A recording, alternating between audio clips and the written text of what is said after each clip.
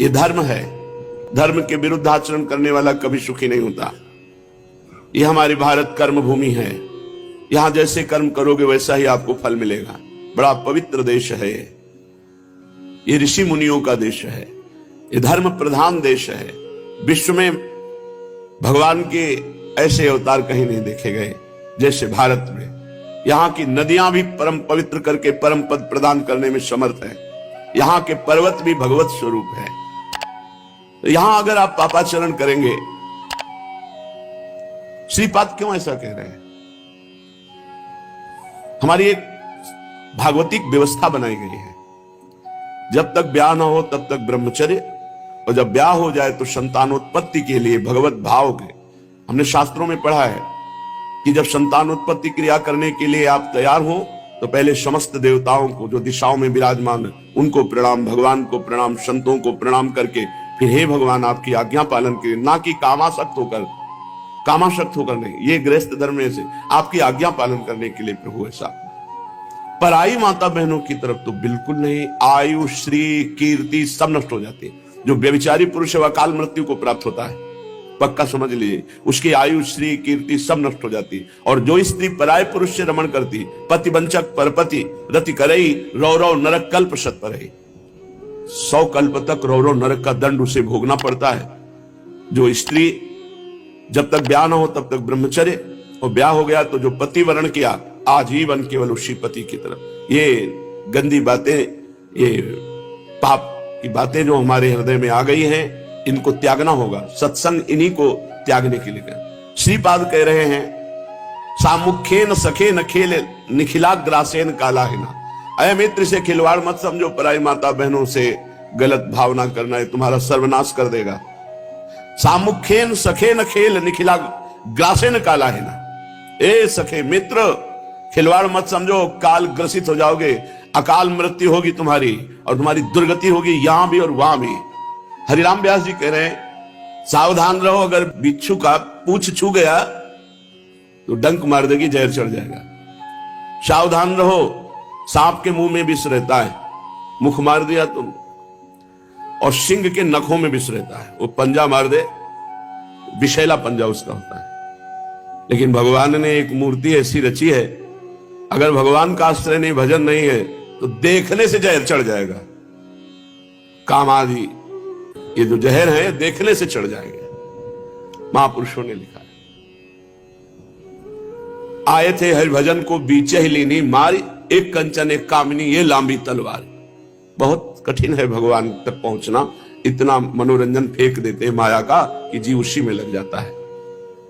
तो ऐ मूर्ख, अपनी मूर्खता का त्याग कर इसे खिलवाड़ मत समझ किसी मां बहन के साथ। काम भाव का दर्शन, काम भाव की चेष्टा तुम्हारा सर्वनाश कर देगी। अकाल मृत्यु, रोग ग्रसित और नाना प्रकार की विपत्तियों से ग्रसित हो जाएगा जो शास्त्र विरुद्ध आचरण करेगा। मदिरा पीना, मांस खाना, पराई स्त्री से व्यभिचार करना, जुआ खेलना, हिंसा करना, ये सब महत पापों में रखा गया है, जिसे आज लोग उत्तम पार्टी समझते हैं, नरक जाने की पार्टी। बहुत सावधानी की जरूरत है।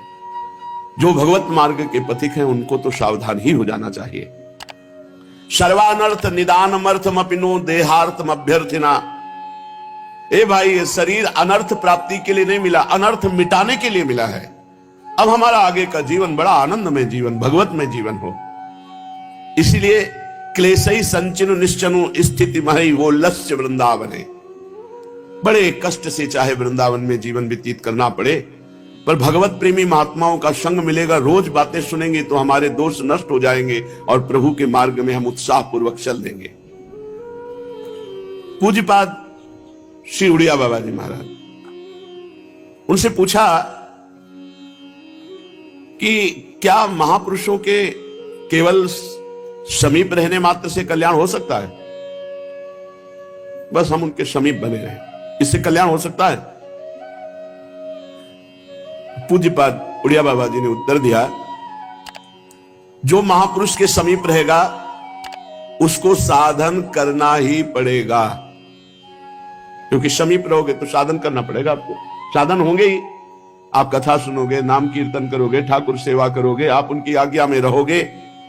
क्योंकि उनके समीप रहने वालों में ऐसी दिनचर्या होती कि पाप कर्म का समय ही नहीं होता, तो पाप कर्म तो स्वभावतः छूट जाते हैं और निरंतर उनका संग रहता है, उनकी बातें सुनने को मिलती है। तो जिसे महापुरुष का रोज संग मिले और भगवत साधन बने तो उसको भगवत प्राप्ति क्यों नहीं हो जाएगी। महापुरुषों का संग एक तरह से भगवत प्राप्ति ही है, पर महापुरुषों में ऐसी आसक्ति तो हो जाए, ये आसक्ति हो जाए कि हमें कोई साधन से अब मतलब नहीं। ये जो कह रहे हो हम कह रहे हैं, हमारे तो साध्य हमारे सामने बैठे हैं, गुरु साक्षात परब्रह्म तस्मै श्री गुरुवे नमः। अगर कोई वासना लेकर महापुरुष के समीप रहोगे तो उस वासना की पूर्ति हो जाएगी, भगवान की प्राप्ति नहीं होगी। दो बातें कही बाबा ने। महापुरुष में इतना प्रेम हो जाए कि उनके सिवा हमारा कोई है ही नहीं, तो और कोई साधना करने की जरूरत ही नहीं, भगवत प्राप्ति हो जाती है। जब साक्षात पर ब्रह्म विराजमान है, आप अंदर से साक्षात पर ब्रह्म विराजमान, लेकिन भावना बस बननी चाहिए साक्षात पर ब्रह्म। तो कह रहे महापुरुषों से जिसने प्रेम कर लिया, मेरे प्रीतम, मेरे स्वामी, मेरे आराध्य देव, मुझे और कोई साधना नहीं। आपके पास बैठे हैं, हम अपने श्री जी के पास बैठे हैं, आपको देख रहे हैं, अपनी लाडली जी को देख रहे हैं। हाँ, ये जरूर प्रार्थना है कि ये सानिध्य कभी हटे ना। अव्यक्त रूप से अखंड मंडलाकारम व्याप्तम चराचरम, इससे हमारा पेट नहीं भरेगा। हमारी बात समझ लो, हमारा जो आनंद रूपी भूख है, अखंड मंडलाकारम व्याप्तम चराचरम तत्पदम दर्शितम, लेकिन महाराज पेट भरेगा हमको इसी रूप के दर्शन से, पेट भरेगा हमें इसी रूप के उच्छिष्ट से, और पेट भरेगा इसी रूप की छाया में, अखंड मंडलाकारम व्याप्तम की छाया में हमारा पेट भरने वाला नहीं। हम अंदर की बात कहते हैं। तो हे महाराज, आप जहां रहो हमको साथ रखो, बस हमारे तो आप ही सर्वस्व हो। दो बातें बताई कि भगवत प्राप्ति निश्चित है, क्योंकि महापुरुषों के पास भगवान की चर्चा सुनने को मिलती है और वो अपने आप साधन में आपको लगाएंगे ही।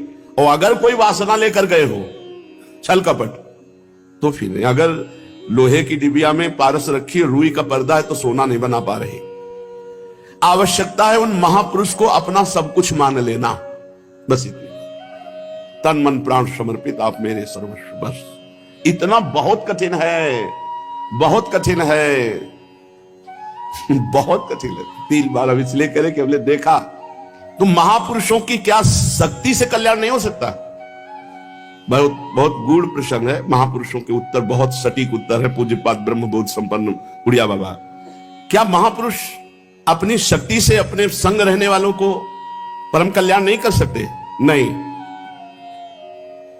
नहीं, क्योंकि श्रद्धा की कमी कदापि कल्याण नहीं होने देगी। अगर आपकी श्रद्धा परिपूर्ण है तो प्रश्न ही नहीं उठता, आप आनंदित रहेंगे। हम तो अपने परब्रह्म के साथ रहते हैं, हमें कौन से परब्रह्म की, गुरु साक्षात परब्रह्म, हमें किसी के दर्शन की जरूरत नहीं। हमें रोज हमारे इष्ट के दर्शन होते हैं, रोज इष्ट से संभाषण होता है। बोले श्रद्धा की कमी के कारण नहीं होंगे।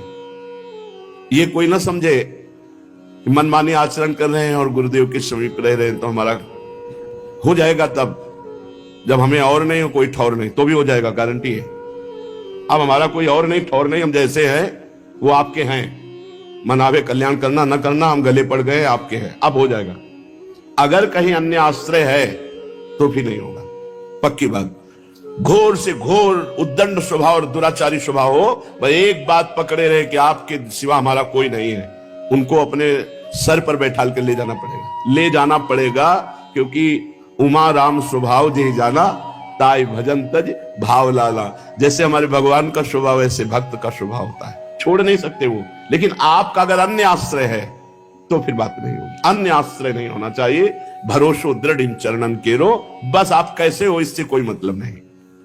महाराज, आपने कहा कि श्रद्धा की कमी के कारण महापुरुष अपनी शक्ति से कल्याण नहीं कर सकते, तो श्रद्धा का स्वरूप क्या होगा? कैसे मानी जाए कि श्रद्धा है? जो महापुरुषों में और परमात्मा में बिल्कुल भेद नहीं रखता, अर्थात परमात्मा ही महापुरुष के रूप में विराजमान है और उनकी आज्ञा के अनुसार भजन करता है, तो उनमें दृढ़ श्रद्धा हो जाती है। जैसे आप निश्चित समझो, जब प्रियालाल की कृपा का अनुभव, तो उस समय गुरुदेव सामने होते हैं। प्रियालाल बाद में दर्शन, पहले गुरुदेव होते हैं। जब आनंद की उमगन होती तो पहले गुरुदेव के चरणारविंद माथे पे होते हैं और यह लगता है अहे तु की कृपालु, अहे तु की कृपालु। फिर जब आनंद में डूबते तो पहले गुरुदेव। जिसकी गुरु चरणों में प्रीत नहीं हो, कह रहे हैं मुझे श्री जी, तो स्वप्न में भी श्री जी नहीं झलक सकती, वो नौटंकी नाटक कर रहा है। पहले गुरुदेव, ये सिद्धांत है। क्या भगवत दर्शन उन महापुरुष की कृपा से हो सकते हैं या नहीं?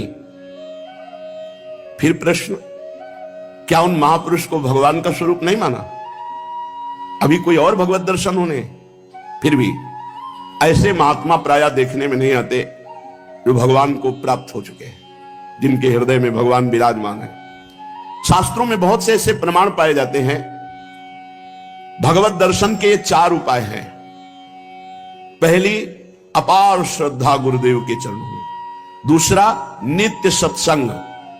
तीसरा, हर समय भजन का अभ्यास, भजन क्रिया। चौथा, कोई भी पाप दुर्गुण दुराचार हमारे अंदर ना हो तो बिना मांगे भगवान के दर्शन हो जाएंगे। ये कहना नहीं पड़ेगा कि हे नाथ आप मुझे दर्शन दो, नहीं कहना, आज तक कभी नहीं कहा। हमारी मांग 2-3 हुई थी जीवन में। पहली मांग हुई थी जब भाई जी का सानिध्य वाणियों का मिला तो भाई जी से मिलने की प्रबल लालसा हुई। परिवार भाई जी अंतर्धान हो चुके हैं। प्रबल लालसा मतलब प्रबल लालसा, गंगा का किनारा, एकांत क्षेत्र, तो एकदम वो लालसा। दूसरी, जब वृंदावन आए तो प्रबल लालसा, वृंदावन वास की प्रबल लालसा, जिया नहीं जाएगा अगर वृंदावन नहीं मिला। तीसरी लालसा, प्रबल गुरुदेव की लालसा, हमें ऐसे समर्थ गुरुदेव मिले जो हमारे प्रश्नों का उत्तर दे सके, हमारे चित्त का समाधान कर सके, हमें प्रियालाल के प्रेम के मार्ग में दृढ़ कर सके। प्रबल लालसा, बस ये कभी हमारे अंदर की, हम अपनी योग्यता ही नहीं समझी इस बात की। बस यही समझते रहे आपको जैसा समझ में आवे, आपको जैसा। तो अन मांगे आगे आवेगो, जीव पल लागे पल को। बिना मांगे बरसने वाली हमारी श्री जी है। हरिवंश महाप्रभु ने जब ये श्लोक का गान किया तो इसके आगे नहीं लिखा कि मांगना पड़ेगा हमें।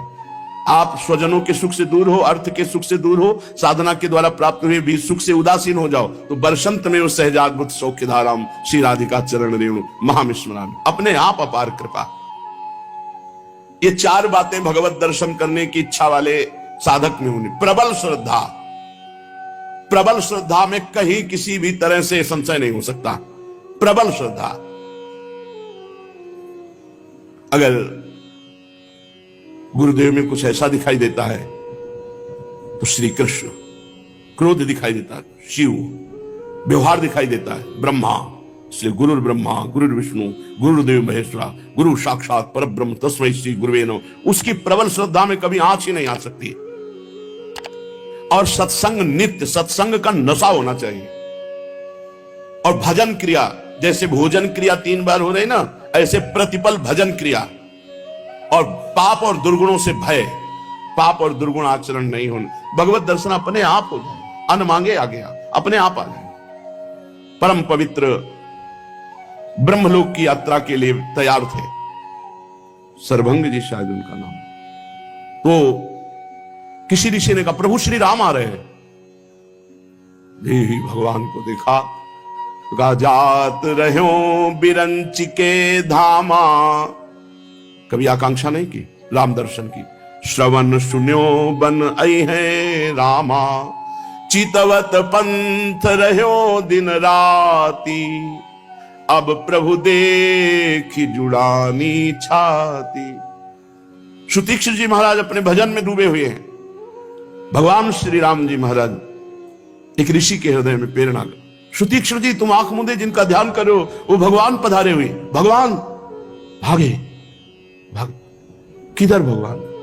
इतनी व्याकुलता की एक कदम नहीं चला गया और रास्ते में ही ऐसे बैठे, एक एक रोम कटहल के फल के जैसे काटे, ऐसे भगवान के ध्यान में अश्रु प्रवाह। देखो स्थिति, देखो यह है भगवत साक्षात्कार की स्थिति। मुनि मगमाज अचल हुए बैसा, पुलक शरीर पनस फल जैसा।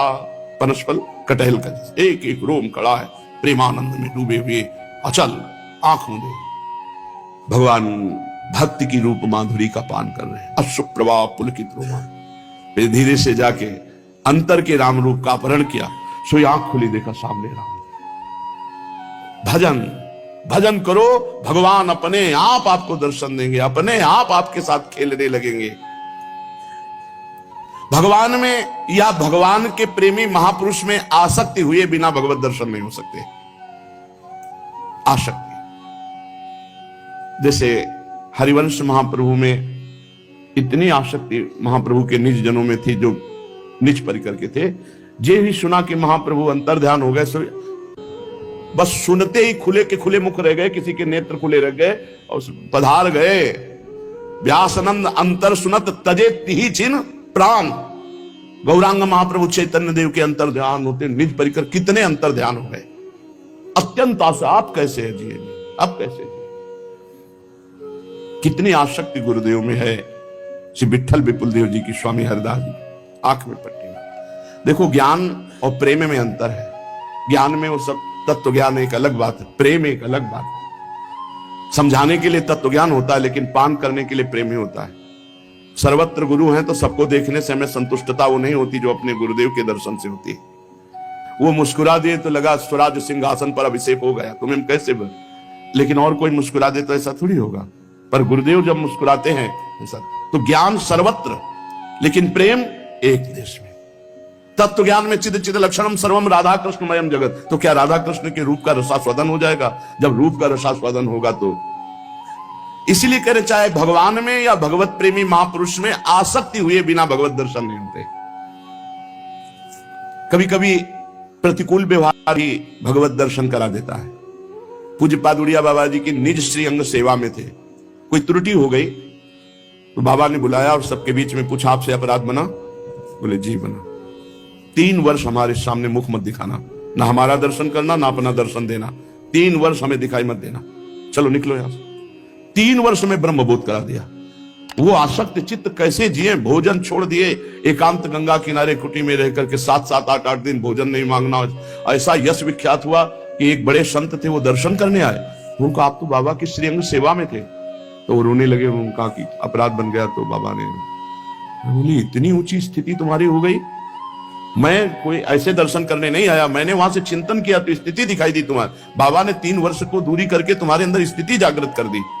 तो बाबा जी 2-2.5 वर्ष हो गए थे, कृष्णाश्रम का उत्सव था, तो वो आए और कहा, वैसे तो हम नहीं आते पर आपसे प्रार्थना करने आए कि बहुत प्रेमी आपका वो शिष्य है, प्राण त्याग देगा, आप बुला। उनका नहीं, कदाप 3 वर्ष तक नहीं। ब्रह्मबोध करा के फिर दर्शन। महापुरुषों का हर उपाय भगवत प्राप्ति कराने के लिए होता है। भगवत प्राप्ति या तो भगवान में आसक्ति या महापुरुष। बिना भगवत प्रेमी महात्माओं के भगवान में आसक्ति हो ही नहीं सकती। आसक्ति का उपाय है रात दिन उनका चिंतन करना, रात दिन उनका। अहोभाग्य है जिनको अपने गुरुदेव का रात दिन चिंतन होता रहता है। हमारे गुरुदेव, हमारे प्राण प्रिय। प्रतिकूलता में ज्यादा चिंतन होता है। जब प्रतिकूलता हो जाती है तो रात दिन चिंतन होता है। अनुकूलता में है ना कि प्रसन्न है, तो थोड़ा चाहे इधर विस्मृति भी हो जाए, पर विस्मृति क्या, अगर गुरु रूप का चिंतन नहीं हो रहा तो इष्ट रूप का चिंतन हो रहा है। पर जब प्रतिकूलता होती तब केवल गुरु रूप का चिंतन होता है, केवल गुरु रूप का। क्योंकि ये पता है ना कि उनके सिवा, जैसे हम कहीं भी पैर रखे तो पृथ्वी ही है, ऐसे हमारे आधार गुरुदेव है। गुरुदेव की सिवा आधार नहीं। ये जब महापुरुष कृपा करते हैं तब ये 4 बातें आ जाती हैं उनके जनों में, ध्यान देना। पहला, उनके द्वारा दिए हुए नाम का जप, गुरुदेव के द्वारा दिए हुए नाम का मंत्र का जप, ये बात आ जाएगी। जिसको भगवत दर्शन होने गुरु कृपा पात्र है, उसमें सबसे पहला लक्षण आएगा गुरुदेव के द्वारा दिए हुए नाम मंत्र में रुचि, वो भूल नहीं सकता। दूसरा, गुरुदेव के स्वरूप का ध्यान। ध्यान मूलम गुरु मूर्ति, पूजा मूलम गुरु पदम, मंत्र मूलम गुरु वाक्य, मोक्ष मूलम गुरु कृपा। गुरुदेव का ध्यान करते हुए गुरु मंत्र का जप, नाम का जप। तीसरा, गुरुदेव की बातें, गुण, रूप, इनके श्रवण, इनकी महिमा में बार बार चिंतन में चित्त डूबना। भाई गुरुदेव ने ऐसा कहा था, गुरुदेव हमें बहुत प्यार करते हैं, गुरुदेव ऐसी बात है, गुरुदेव ने ऐसा किया है। अगर हम अपने गुरुदेव की बातें लिखें तो एक मोटा ग्रंथ लिख जाएगा। अद्भुत अद्भुत चमत्कार, अद्भुत अद्भुत चमत्कार। ये बिल्कुल एक अक्षर बनावटी शब्द नहीं, अद्भुत चमत्कार। कैसे कैसे ये तो मतलब। और जब गुरुदेव से तो कहते तो 1 मिनट में सब रद्द कर देते। फिर कहते, देखो हमें नहीं पता, ये श्री जी करती हैं, अब तुम्हारा हाथ श्री जी के हाथ में दे दिया है। हाँ, कैसे कैसे तो बताए, कितने कृपालु, तुम्हारा हाथ श्री जी के हाथ में दे दिया। ये सब श्री जी करती हैं, हमारी वाणी जी में लिखा है, जो हम गुरु जी बोलते थे तो पूरा दिमाग में चढ़ा के लौट के आकर के पहले पहला काम होता था डायरी में लिखना, गुरु जी ने ये वचन बोले।